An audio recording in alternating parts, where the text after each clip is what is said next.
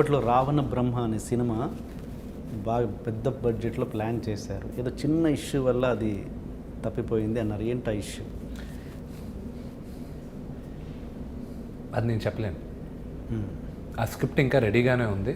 Okay. ఆ issue ఏంటో, ఎందుకంటే అప్పుడు వచ్చిన ప్రొడ్యూసర్స్కి ఒక కండిషన్ ఉండింది. ఆ కండిషను గ్యారంటీ అయ్యే కండిషన్ కాదు. ఓకే. నాకు రిలేషన్షిప్ స్పాయిల్ అయిపోయే కండిషన్స్. ఓకే. అప్పుడు నేను చాలా దగ్గరికి వెళ్ళాను. యువన్ శంకర్ రాజాని మ్యూజిక్ చేయమని అడిగాను, సూర్యాని వెళ్ళి రాముడిగా యాక్ట్ చేయమని అడిగాను. అన్నీ జరిగాయి. Everything was that.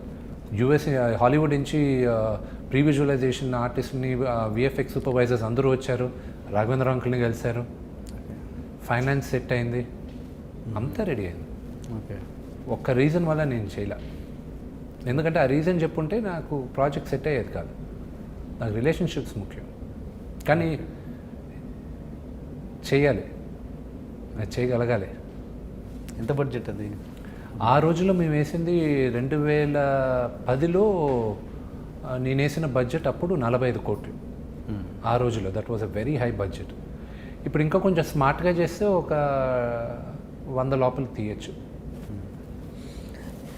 అంటే ఇప్పుడు విష్ణు మీద అంత బడ్జెట్ వర్కౌట్ అవుతుందా సీరియస్లీ? రావణ బ్రహ్మ నా పైన కాదు, నాన్నగారి పైన. నాన్నగారు అంటే అఫ్కోర్స్ ఆ సబ్జెక్ట్ ఈజీగా వర్కౌట్ అయిపోతుంది.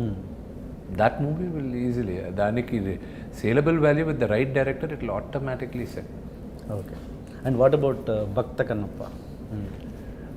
భక్త కన్నప్ప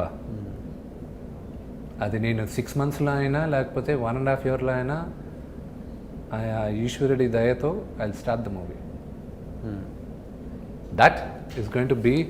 మా నాన్నగారు ఇచ్చిన బడ్జెట్ వచ్చి 60-70లో ఫినిష్ చేయండి రా అన్నాడు.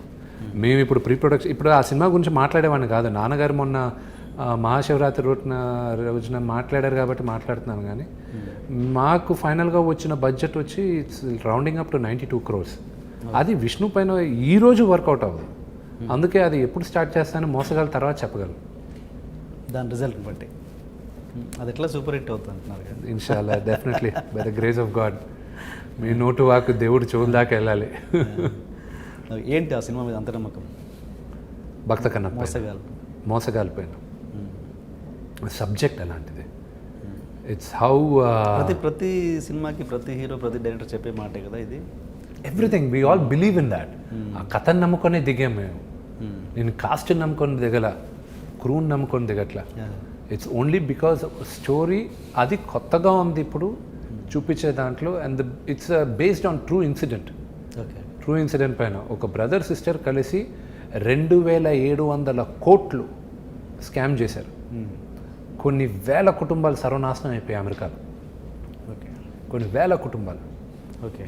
అది ఎలాగ ఇండియన్ గవర్నమెంట్ రియాక్ట్ చేయలేని సిచ్యువేషన్ ఏంటి, అమెరికా గవర్నమెంట్ ఎందుకు రియాక్ట్ అవ్వలేదు, ఇవన్నీ కథకు ఫార్మ్ అవుతాయి. ఓకే. తన ప్రీవియస్ వర్క్ ఏంటి ఆ డైరెక్టర్ది? ఆయన fast and the furious part 2 direct చేసిన ఒక గొప్ప డైరెక్టర్ ఉన్నాడు. ఆయన ఈ సినిమాకి ఇంగ్లీష్ వర్షన్కి ఎగ్జిక్యూటివ్ ప్రొడ్యూసర్గా కూడా ఉన్నాడు. ఆయన పేరు జాన్ సింగిల్టన్. ఓకే. ఆయన నా మంచి స్నేహితుడు. ఆయన he was the first African American to be nominated for Oscars hustle and flow మూవీతో. షాఫ్ట్ అని చాలా పెద్ద పెద్ద సినిమాలు తీశాడు ఆయన. ఆయన్ని నేను ఈ కథ అంతా రెడీ అయిన తర్వాత, జాన్ నాకు ఒక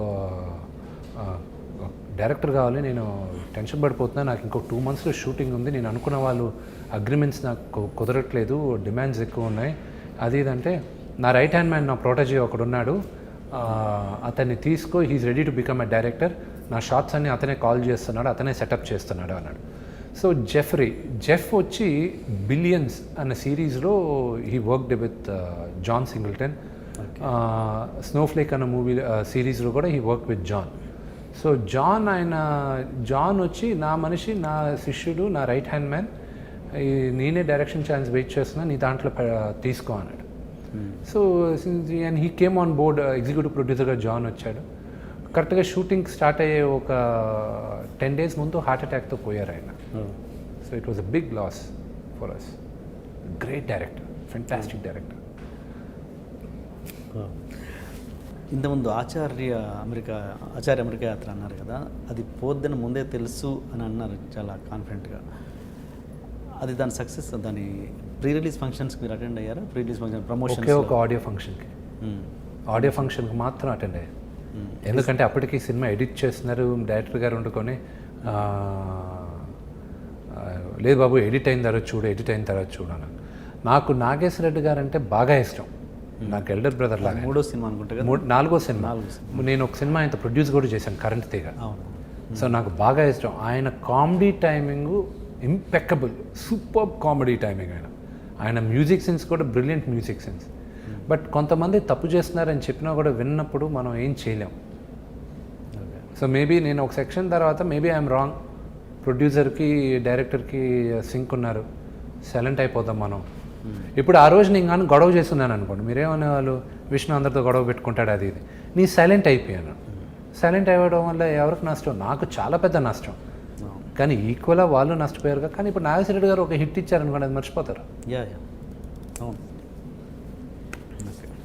అండ్ ఈరోజు ఒక చిన్న కాంట్రవర్షియల్ ఇష్యూ లాంటిది ఏదో జరిగింది, అది ఒకసారి ఏంటి అది చెప్పండి నాకు.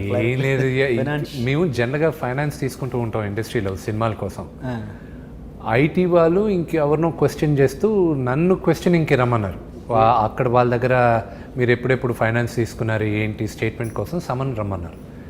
వెళ్ళి హాజరు చేసి జీ హజూర్ అని చెప్పేసి సమన్స్ అటెండ్ అయ్యి సంతకాలు పెట్టి ఆడిటర్స్తో వచ్చాం. అండ్ నాన్నగారి విషయంలో ఒక చిన్న కంప్లైంట్ ఏంటంటే, నాకైనా చాలామందికైనా నాలాంటి ఫ్యాన్స్కి ఏంటంటే, ఆయన యాక్ట్ చేస్తే చూడాలని చాలామందికి ఉంది. ఏంటంటే ఆ రెగ్యులర్ ఆ టైప్ ఆఫ్ క్యారెక్టర్ కాకుండా, అరే ఇప్పుడు ఒక విలన్ అంటే ఆయనలా ఉండాలి, ఆయన చేస్తే బాగుంటుంది, చాలా అద్భుతంగా ఉంటుంది. బట్ ఆయన ఎందుకు చేయట్లేదు అంటే, ఏదో అంటే ఇప్పటి జనరేషన్కి మింగిల్ అయిపోయి దాంట్లో ఆ ట్రాక్లోకి వస్తే బాగుంటుంది కదా, ఇప్పటి జనరేషన్తో ఈ జగపత్ బాబు గారు లాంటి క్యారెక్టర్లు కావచ్చు, లేకపోతే బాగుంటుంది. మరి ఆయన ఎవరు పుషప్ చేసేవాళ్ళు, మీరు చెప్పరా కనీసం? నాన్నగారికి క్యారెక్టర్ నచ్చితే ఒక నిదర్శనం చెప్తానండి.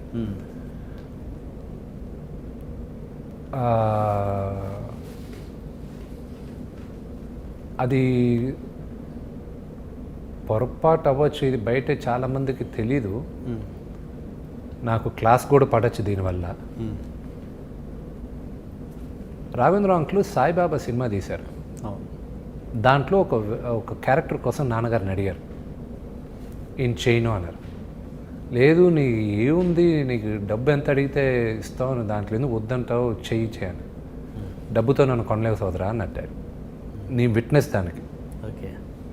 పక్కన మిగతా వాళ్ళు కూడా ఉన్నారు, వాళ్ళ పేర్లు నేను చెప్పను. Cut. It was a good amount, డెఫినెట్గా గుడ్ అమౌంట్. ఆయన ఎక్సెప్ట్ అవ్వాల ఆ పర్టికులర్ క్యారెక్టర్కి.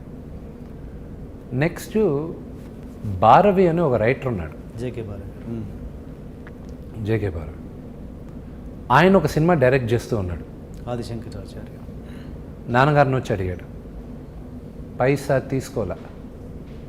ఆయనకి 7 రోజులు 8 రోజులు యాక్ట్ చేశారు డాడీ. ఓకే. అవును. ఆయనకి జ్వరంతో, ఆయనకి విపరీతమైన జ్వరం. పాపం అతను ఎక్కడి నుంచో ఫైనాన్స్ తీసుకొచ్చి సినిమా చేస్తున్నాడు, నేను ఇప్పుడు ఈరోజు ఎక్కడితే కరెక్ట్ కాదు, పర్వాలేదని ఆయన వెళ్ళి షూట్ చేసి వచ్చాడు. భారవ్ గారికి తెలుసు అది. అదే భారవ్ గారిని నేను వేరే సినిమాకి అడిగితే నాకు డైరెక్షన్ ఛాన్స్లు ఉన్నాయి, అవి ఉన్నాయి ఇవి ఉన్నాయని భారవ్ గారు రాయల. అది ఆయన విజ్ఞత వదిలేసి రైటింగ్.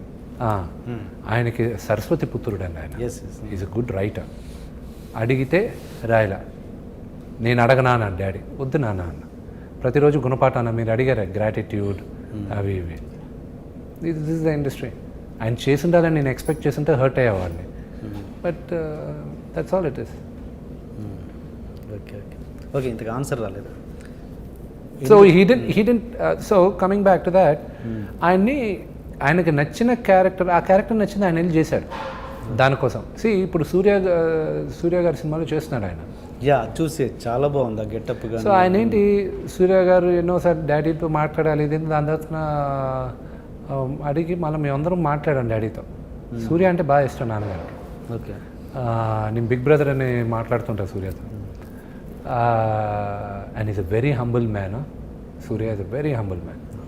నేను సంవత్సరానికి ఒకసారి 2 సంవత్సరాలకు ఒకసారి ఏదో మాట్లాడుతుంటా ఆయనతో. డాడీకి చేయని నేను మెసేజ్ పెట్టాను, మ్యాన్ ఆయన ఒప్పుకునింది నీకోసమే అది ఇది అంటే, it's a huge responsibility brother, you do have no idea, ఆయన ఒప్పుకునిందే హ్యూజ్ రెస్పాన్సిబిలిటీ మాకు చూడు అన్నారు. సో ఆయనకు నచ్చింది కాబట్టి ఆయన వెళ్ళారు. సో ఆయనకు నచ్చే క్యారెక్టర్స్ ఉంటే ఈ డెఫినెట్లీ డూ ఇట్. వచ్చి చెప్తున్నారు, ఆయనకు అంతగా ఎక్సైట్ అవ్వట్లా. సో ఎక్సైట్ అయ్యే క్యారెక్టర్ ఉంటే you definite see at after a stage డబ్బు కోసం చేసే లెవెల్గా దాటేశారు వీళ్ళందరూ. బట్ ఆ నీడ్ ఉంది అని చెప్పడం అంటే అఫ్ కోర్స్ ఆయన క్యారెక్టర్స్ వస్తే you would love to do it, you would love to do it. అంతేనా, లేదంటే భయపడతారా ఎందుకు ఆయనతో ఇప్పుడు అన్నాయి? అది ఎవరితోనూ లేదు, ఆయన అందరితోనూ, ఆయన మాకన్నా చాలా పెద్ద ప్రాంక్స్టర్. ఆయన అందరితోనూ సెట్లోకి వెళ్తే అల్లరి చేస్తుంటాడు. ఆయన తెలిసింది అంటే బయట జనాలకు తెలిసింది ఒకటే, ఆయన ఒరిజినల్ క్యారెక్టర్ వేరే. ఆయన అంత సరదాగా ఉండేది మేము కూడా అంత సరదాగా. అండ్ ఇప్పుడు వచ్చే యంగ్ జనరేషన్స్ అంటే మారిపోయింది ఆల్మోస్ట్. మీ బ్యాచ్కి ఇప్పుడు వచ్చే బ్యాచ్కి కొంచెం గ్యాప్ వచ్చింది కదా, జనరేషన్ గ్యాప్ అంటారో ఏంటో. ఇప్పుడున్న జనరేషన్తో పోటీ పడగలను అని అనుకుంటాడా విష్ణు? ఇంకా వాళ్ళతో నేను పోటీ పడగలే, నన్ను ఏదో ముసలోని చేస్తారు మీరు. ఎంతో గ్యాప్ వచ్చింది కదా. ఇప్పుడు సపోజ్ విజయ్కి మీకు వచ్చిందా గ్యాప్? అట్లీస్ట్ ఒక 10 years గ్యాప్ ఉండదు. ఆఫ్ కోర్స్, మరి అదే అంటున్నాను. Of course. ఈ క్వశ్చన్ నన్ను ఒక 20 years తర్వాత అడిగితే I probably give an better answer. At that time it will be a good answer. Ippudu I think we are all in the same boat. We are all in the same boat.